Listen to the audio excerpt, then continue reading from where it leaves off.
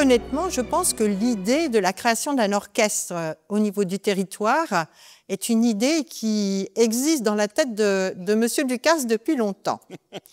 En fait, il y a eu un catalyseur l'année dernière de faire un concert dans le cadre d'un projet culturel plus vaste. Ça a été le déclic pour finalement concrétiser ce projet qui était dans la tête de Benjamin.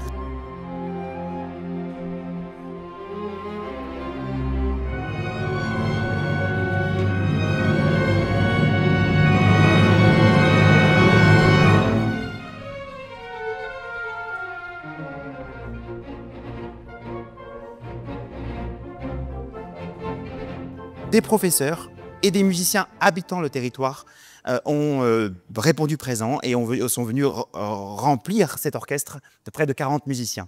Créer un orchestre local avec les compétences, pour moi, était quelque chose qui était important à montrer, à démontrer. Et fort de ce succès, eh bien, on a reprogrammé un concert dans le cadre de la Planète Bleue, puisque c'est la nouvelle thématique de l'année.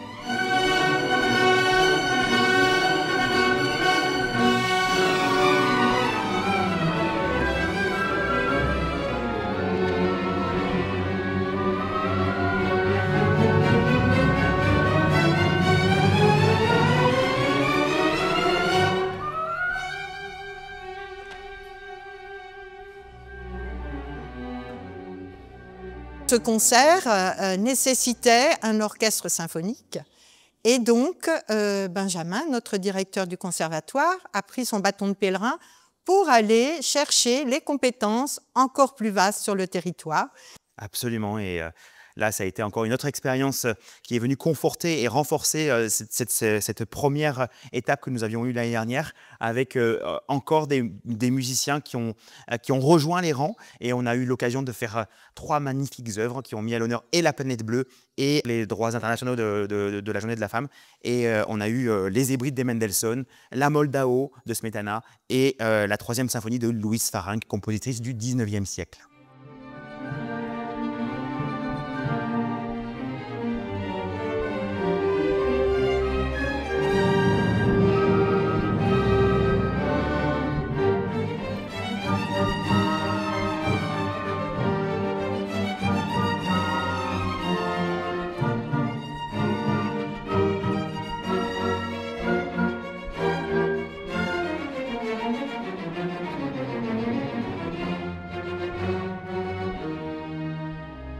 C'est la 2e fois qu'on se réunit du coup avec l'orchestre. On avait déjà fait un concert l'année dernière, Jurassique Deuil.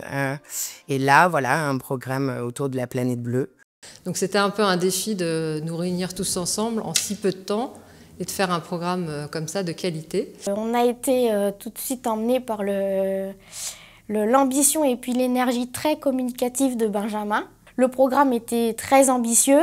Je pense qu'on avait tous la pression par rapport à ça. Benjamin le sait. Donc évidemment, quand on est arrivé pour la première répétition, il y a eu un travail en amont, personnel. Je peux vous dire que ça représente pas mal d'heures de travail personnel. C'était une jolie expérience avec un programme magnifique. On ne joue pas régulièrement avec les musiciens qui font partie de l'orchestre, et c'est quand même un gros challenge.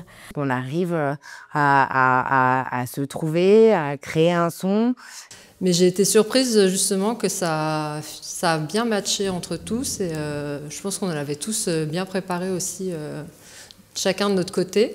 Tout le monde a joué le jeu, donc tout le monde a travaillé sa partition, et on avait à cœur de défendre ce répertoire et de répondre positivement à l'appel de Benjamin.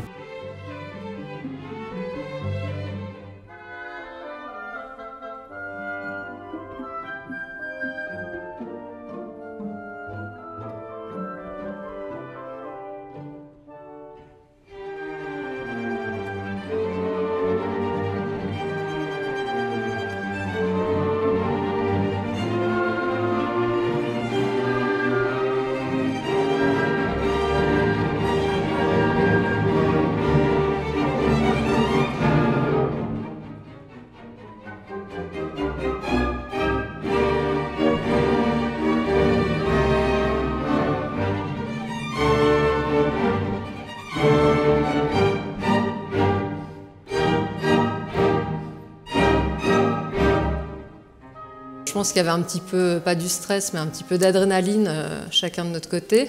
Et ça a fait que je trouve que c'était vraiment un concert de qualité, en plus avec le public qui nous a bien soutenus, parce que je pense qu'il y a aussi, il y avait pas mal d'élèves de nos écoles, de nos conservatoires. C'était extrêmement dynamique, fédérateur aussi, avec tous ces profs que l'on connaît plus ou moins. Voilà, c'était vraiment une belle expérience de musique, surtout. La vertu de ce genre de projet, alors je parle de mon côté, c'est à la fois de se réunir aussi, tous les professeurs du territoire, toutes les compétences professionnelles du territoire. On n'a pas souvent l'habitude finalement de se regrouper autour d'un projet fédérateur. Et là, c'est hyper enrichissant. Voilà. Ça m'a permis aussi de rencontrer d'autres professeurs de villes qui sont juste à côté. Par exemple, une professeure de Montmorency, une autre de Enghien. Voilà, des gens qui sont vraiment... qui travaillent à côté de chez nous mais qu'on ne rencontre jamais. Je suis très sensible à la portée sociale de ce projet-là.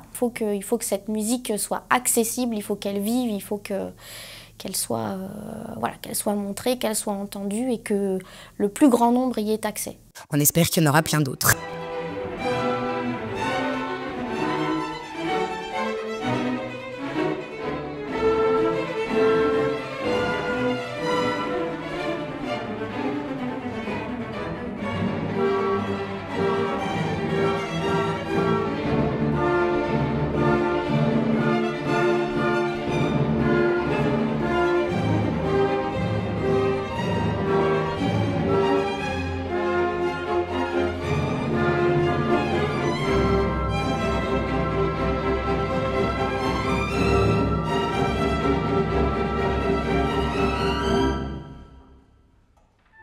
L'émission, pour moi, de cet orchestre sera bien sûr d'être accompagné par des élus qui croiront dans ce projet-là et permettront à cet orchestre de pouvoir se développer sur le territoire. Et je crois qu'on a déjà des gens convaincus.